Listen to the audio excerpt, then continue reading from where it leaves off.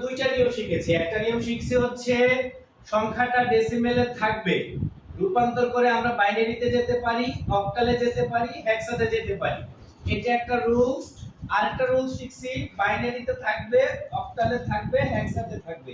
যেখানেই থাকুক না কেন সেটা রূপান্তর করে আমরা কোথায় নিয়ে আসবো? ডেসিমেলে নিয়ে আসবো। এই দুইটা রূপান্তরে কারো কোনো প্রবলেম আছে কিনা বলো? আচ্ছা, তাহলে আজকে আমরা শিখব অক্টাল থেকে বাইনারি এবং বাইনারি থেকে অক্টাল এই রূপান্তরটা কিভাবে করা যায়।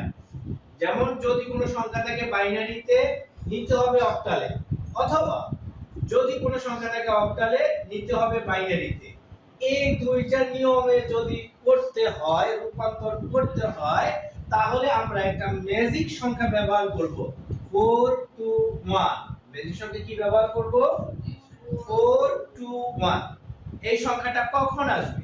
এই সংখ্যাটা আসবে অক্টাল এবং বাইনারি সম্পর্কের বেলায়। বুঝা গেল? বাইনারি থেকে অক্টালের বেলায়, হ্যাঁ, বাইনারি থেকে অক্টালের বেলাও আসবে, অক্টাল থেকে বাইনারির বেলাও আসবে। সম্পর্কটা শুধুমাত্র বাইনারি এবং অক্টালের মধ্যেই থাকবে, অন্য কোনো সংখ্যা এই জায়গায় আসবে না। যদি এই সম্পর্কটা হয় তাহলে আমরা ম্যাজিক ব্যবহার করব কাকে? 421।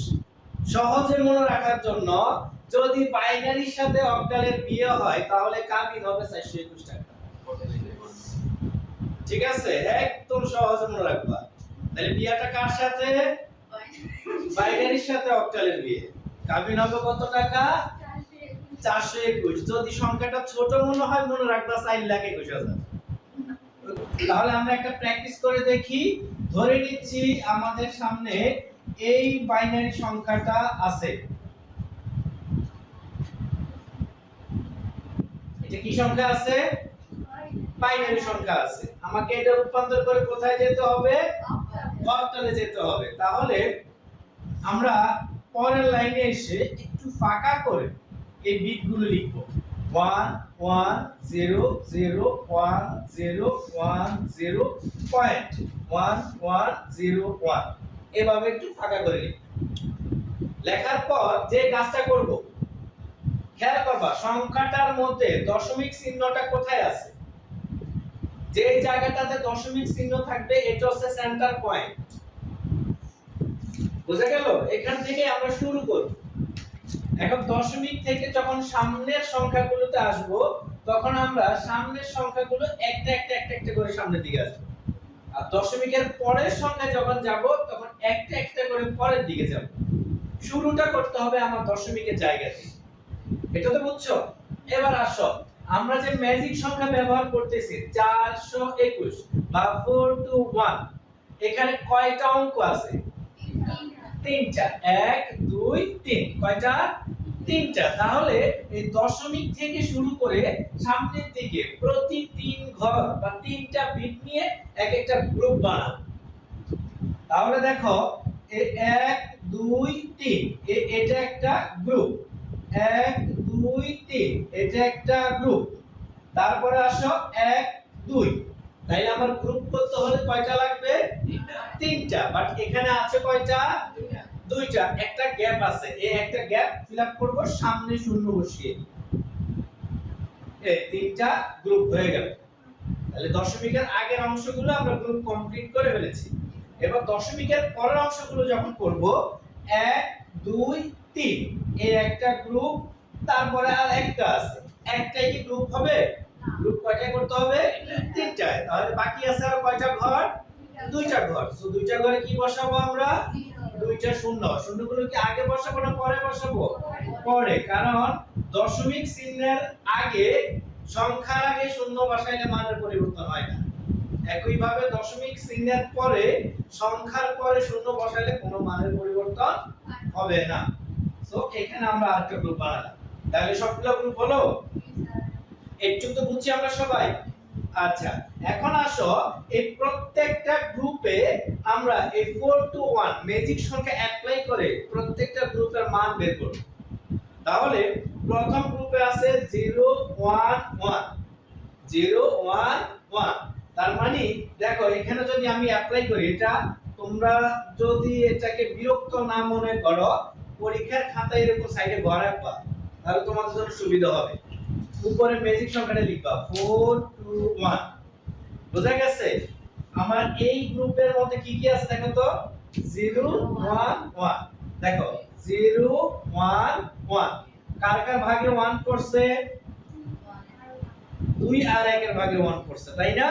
তাহলে 2 আর 1 এর ভাগে যদি 1 করে, 2 আর 1 যোগ করলে কত হয়? 3।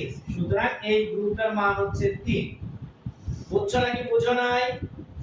আবার একটু রিপিট করছি। প্রথমে আমি ম্যাজিক সংখ্যাটি এরকম আলাদা করে লিখব, 4 2 1 লিখলাম। দেন আমার এই গ্রুপটা লিখতেছি। এই গ্রুপটাতে কি আছে? 0 1 1। আমি গ্রুপটা লিখলাম 0 1 1। দেখো তো কার কার ভাগে 1 করছে? 2 এর ভাগে আর 1 এর ভাগে। যাদের ভাগে 1 করবে তাদেরকে যোগ করে দিবা। তাহলে 2 আর 1 কে যোগ করলে কত হয়? 3। এই যে 3 হয়ে গেল। দ্বিতীয় গ্রুপটা কি কি আছে দেখো তো, 0 1 দেখো 0 0 1। এটা 0 পড়ছে বাদ, এটাও 0 পড়ছে বাদ, 1 পড়ছে কার মধ্যে? শুধু 1। তাহলে এর মান কত হবে? 1। Very good. তারপর আছে হচ্ছে 0 1 0 0 1 0। 4 এর মধ্যে পড়ছে বাদ, 2 এর মধ্যে 1 পড়ছে, এটা নিব। এটার মধ্যে 1 পড়ছে, সরি এটার মধ্যে 0 পড়ছে, তাহলে এটাও বাদ। তাহলে রেজাল্ট কি হবে? না, সিরিয়ালে যার ভাগে 0 পড়বে তাকে বাদ দিয়ে দিই, আর যার ভাগে 1 পড়বে তাকে আমরা গুণ করব। যদি 1 এর বেশি 1 করে যায় যোগ করে দিই। বুঝা গেছে? এটাতে আসে ভাগ 1 1 0 1 1 0। দেখো 4 এর ভাগে কত পড়ছে? 1। এটা আমরা রাখবো। 2 এর ভাগে কত পড়ছে? 1। এটা আমরা রাখবো। তাহলে 1 এর ভাগে কত পড়ছে? এটাকে আমরা রাখবো। তাহলে 1 পড়ছে কার কার ভাগে? 4 আর 2। দুইটাকে যোগ করে দাও। এটা মান হচ্ছে 6। এবার বুঝছো? আচ্ছা, তারপর দেখো 1 0 0 1 0 0। এখানে 4। না বাকিদের ভাগে 0 পড়ছে, ওদেরকে আমরা নিব। বুঝা গেছে?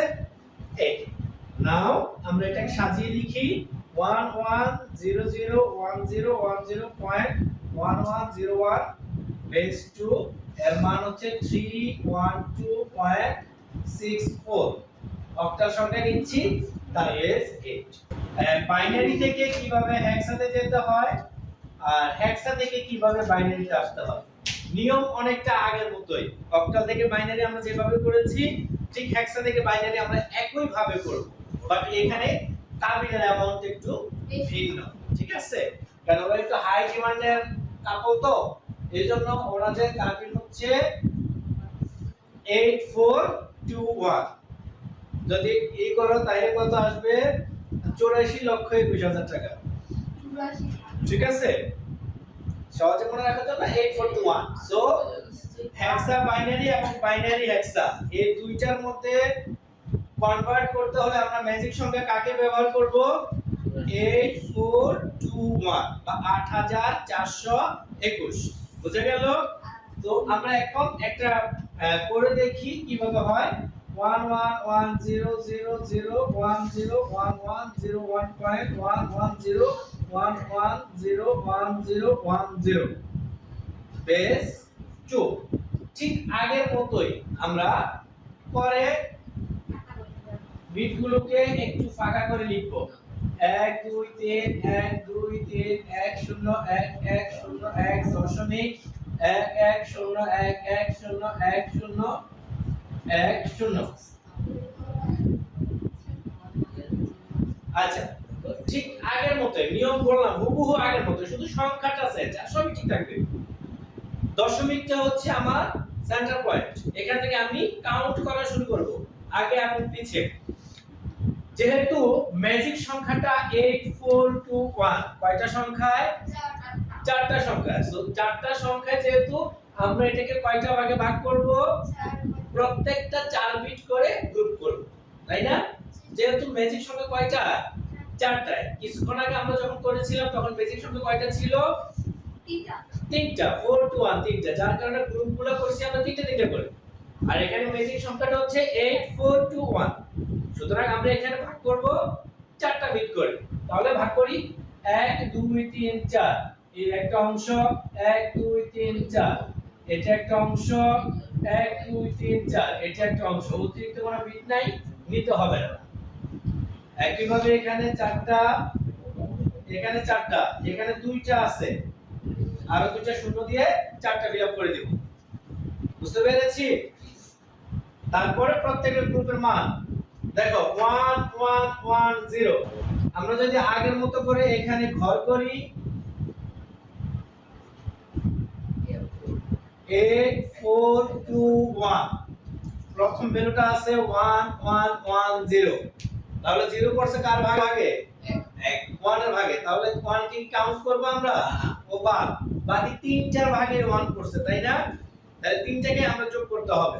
আর 8 আর 4 এ 12, 12 2 কত? 14। সুতরাং এই গ্রুপের মান হবে 14। একই ভাবে আমরা এটাকে যদি করি দেখো কত আসে? 0 0 1 0। শুধুমাত্র একটা জায়গায় 1 আছে। কোথায় 1 আছে? কোথায় 1 আছে? 2। সুতরাং আমরা 2 নিব এখানে। এটা তো হচ্ছে 8 আর 4 এ 12 আর 1 এ 13, এটা তো হবে 8 আর 4 এ 12 আর 1 এ 13, 10, 8 আর 2 এ 10, আর এটা হবে 8।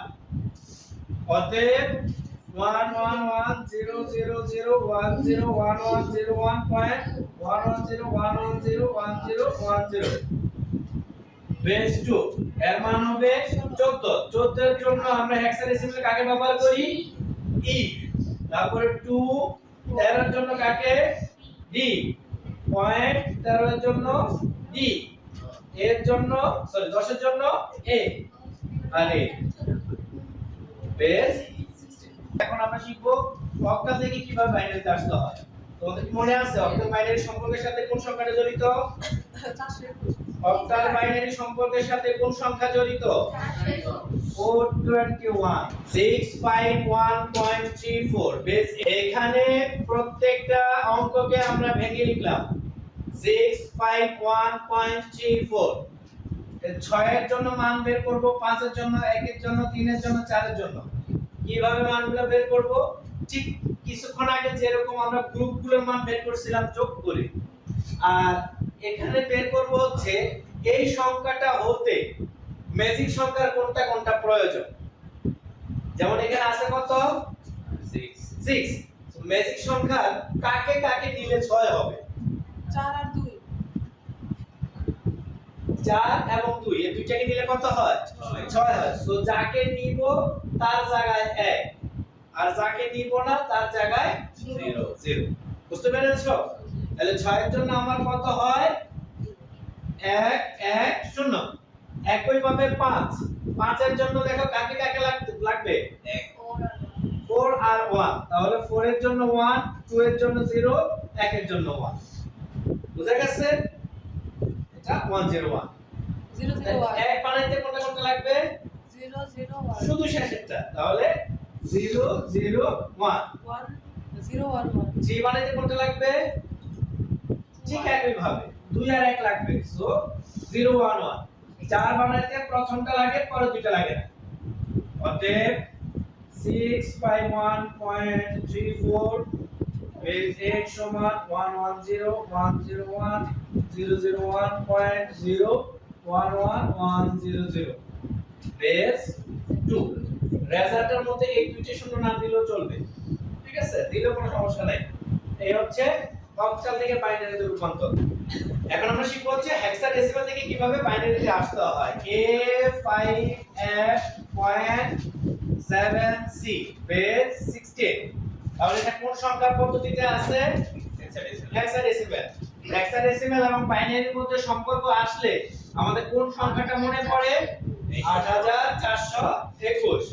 এখন আসো ঠিক আগের মতোই A5F.7C এভাবে একটু গ্যাপ দিয়ে লিখবা, ভাগে করে লিখবা। এর মানটা 10, পাশে ব্র্যাকেট দিয়ে লিখে দিবা তোমার বোঝার সুবিধার্থে। F এর মান 15, এটাও পাশে ব্র্যাকেট দিয়ে লিখে দিবা। C এর মান হচ্ছে 12, এটাও পাশে ব্র্যাকেট দিয়ে লিখে দিবা। না লিখলে কোনো সমস্যা নাই যদি ক্যালকুলেশন করতে পারো তুমি, বাট ক্যালকুলেশন সঠিক হওয়ার জন্য পাশে লিখে দেওয়াটাই ভালো। আমরা প্রত্যেকটা জন মান বের করব ঠিক আগের মতোই অক্টালে যেভাবে বের করছি, বাট পার্থক্য হচ্ছে এখানে ম্যাজিকটা 841। তাহলে এখানে 10 বানাতে হলে কোনটা কোনটা লাগে? 8 আর 2 লাগে। তাহলে 8 এর জায়গায় 1, 4 এর জায়গায় 0, 2 এর জায়গায় 1, 1 এর জায়গায় 0। তাহলে জিনিসটা হবে এরকম, তাই না? পরেরটা 5 বানাইতে হলে কোনটা কোনটা লাগে? 4 আর 1। তাহলে প্রথমটা 0, পরেরটা 1, তারপরটা 0, তারপরেরটা 1। আমরা করি 0 1 0 1। তারপরে 15 বানাইতে সবগুলোই প্রয়োজন, সুতরাং সবগুলোই 1 হবে। 7 বানাইতে গেলে প্রথমটা ছাড়া বাকি তিনটা প্রয়োজন।